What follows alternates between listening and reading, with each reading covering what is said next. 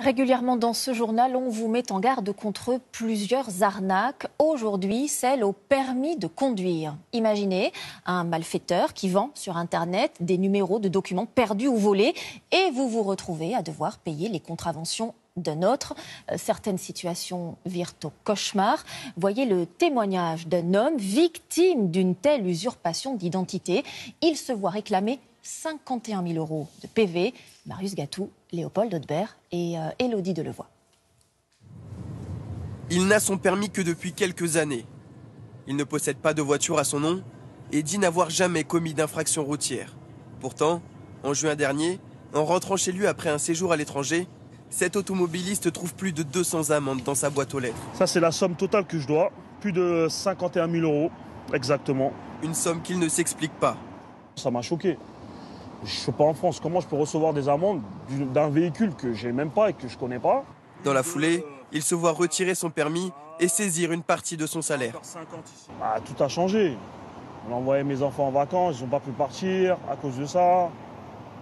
C'est compliqué. Fin de mois, ils sont même pas les fins de mois. Les débuts de mois, elle est déjà difficile. Aboubacar Diabaté a égaré à 2 reprises son permis de conduire. C'est sans doute à cette occasion qu'un escroc en a profité pour usurper son identité.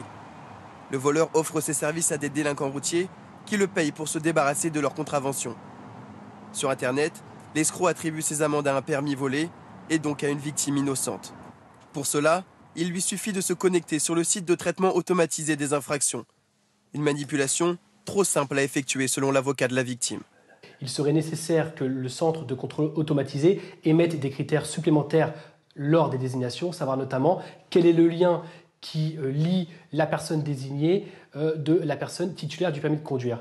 Est-ce qu'il est familier? Est-ce qu'il est professionnel? Est-ce qu'il est personnel?